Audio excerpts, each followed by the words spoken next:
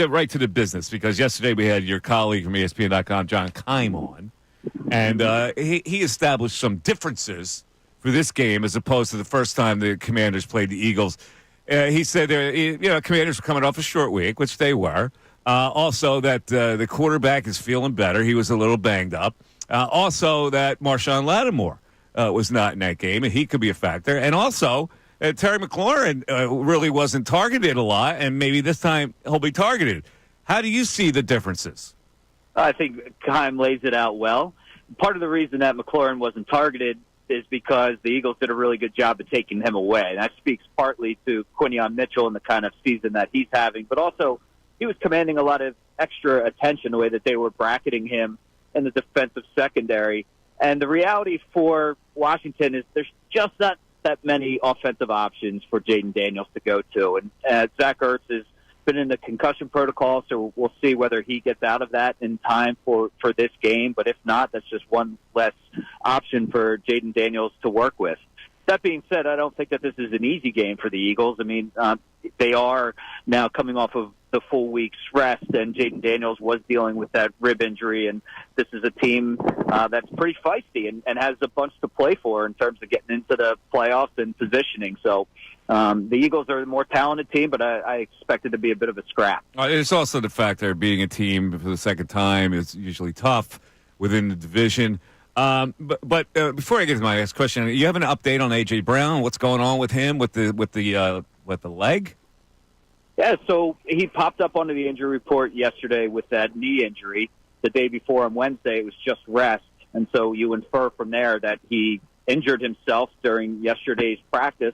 But we were just out on the practice field, Mike, and he was out there stretching. So I think that's a positive sign. Nick Sirianni was giving us absolutely nothing. We asked 4 or 5 different types of ways about Brown, and he wouldn't even say whether he was out on the practice field.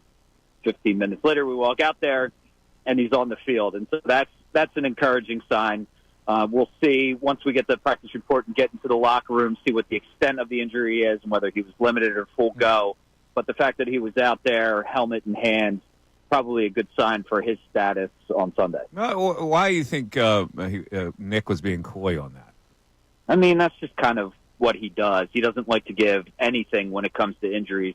I don't think it does him any good. Like the Commanders are going to find out 15 minutes later whether he was on the practice field or not. I don't think that's going to totally rearrange their day or give them any kind of leg up if he tells us 10 minutes before. But that's his prerogative, as they say around here. All right. So let me take this to the extreme here. The Eagles have established themselves as the best team in the NFC. Would you agree with that? Yes. Okay. Given the Detroit's injuries, yes. Right. Okay. So I was discussing this with John. When my eyes recognize a good team, that comes with expectations now, right? And the expectation is if they're the best team in the NFC, it shouldn't matter where they play an NFC title game. They should win that game. Now, I know I'm getting ahead of myself, and I know this is a one-game-at-a-time league and all that stuff, but is it unreasonable to expect that this team should be in the Super Bowl? No, I don't think it's unreasonable to expect that. It's obviously it's not a guarantee. We know that. I think that the road through the NFC is not that easy, whether they end up playing this feisty Washington team in the first round or somehow it shakes out and it's the Packers in the first round if they don't get that bye. Minnesota, I know people aren't taking them seriously because of Sam Darnold, but all they do is rattle off wins, and Detroit has been sort of the leader the entire time. So I don't think it's an easy road, and I think it would obviously benefit them if they were to be able to capture home field, more so if they get that number 1 seed so they can have the bye. Because to your point, Mike, pound for pound, this is the best team in the NFC. They have shown on the road, I would argue, they're probably a better team this year than they are at home. And so, yeah, theoretically, they should be able to take care of business. And I agree that the expectations have shot up so high at this point that anything less than the Super Bowl, I don't know, is going to be accepted here. So I said if they didn't get to the Super Bowl, it would. I used the word colossal disappointment. Clark says he's not willing to go colossal. But wouldn't this be one of the most terrible things that ever happened?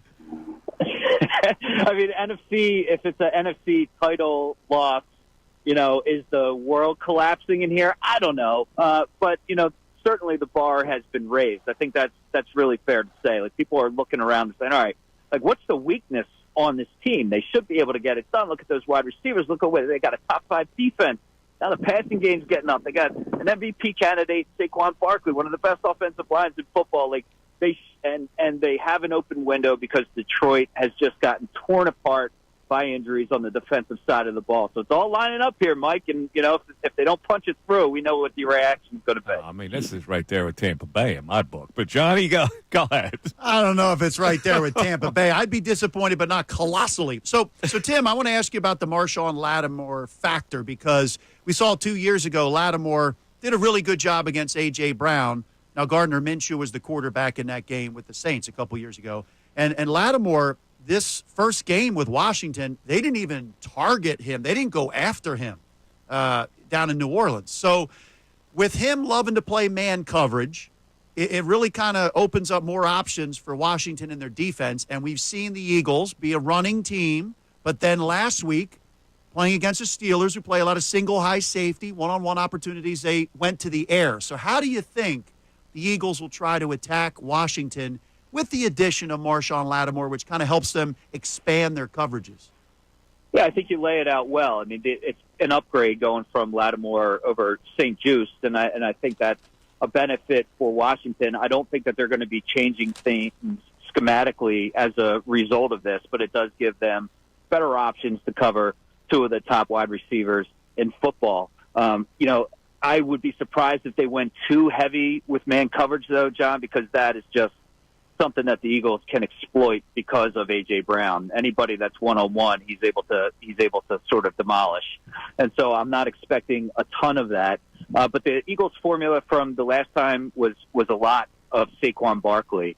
And if you look at this Washington defense, they remain vulnerable against the run. They're 24th in run block win rate. So they're still getting gouged a little bit on the ground. So I feel like it's going to be a similar game plan. If you can get Barkley up and running, run some play action off of them, suck in the linebackers and allow some space for those wide receivers to operate, I think that's the perfect formula for the Eagles to come out with a win in this one. Talking to Tim McManus, who covers the Eagles, of course, for ESPN.com. Tim, we had an earlier discussion about how good this defense is.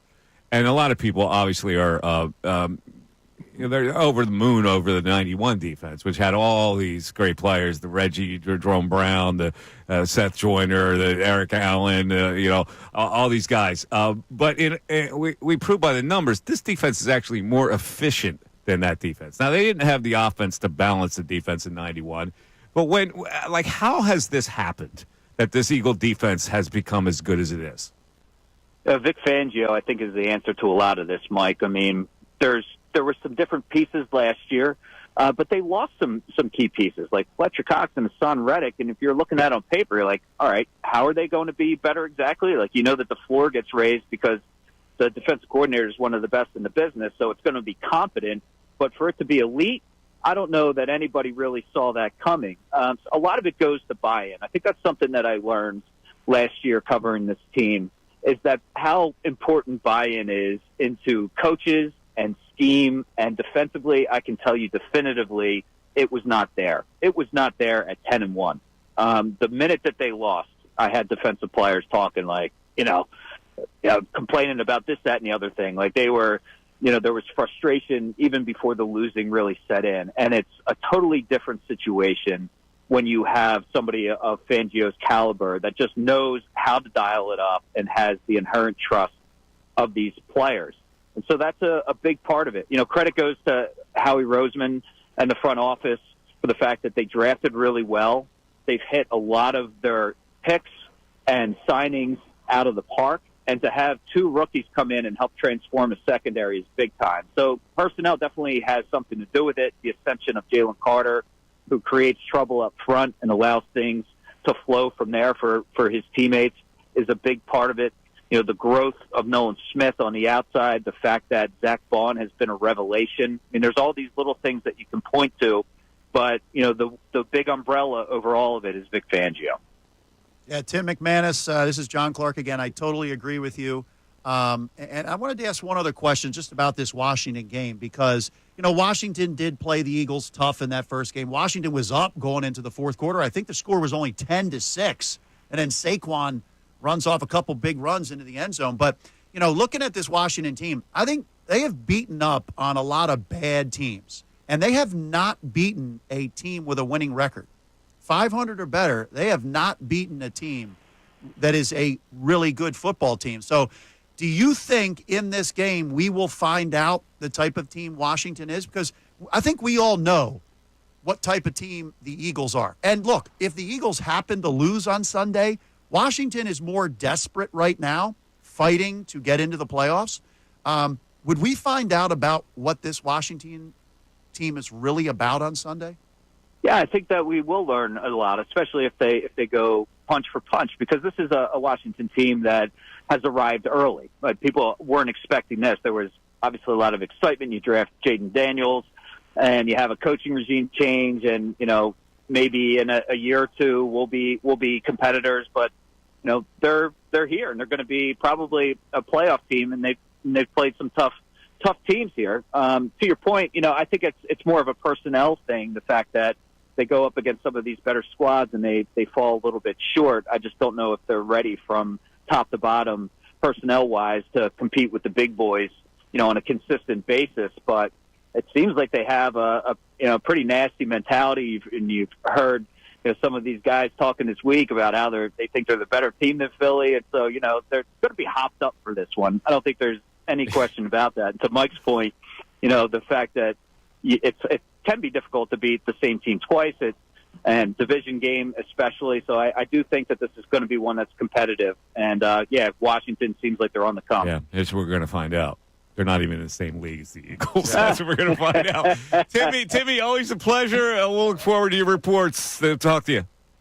Hey guys, thanks for checking out our video. If you want more from the Mike Missanelli Show, somewhere on this screen there is somewhere where you can hit the playlist. Keep interacting with us.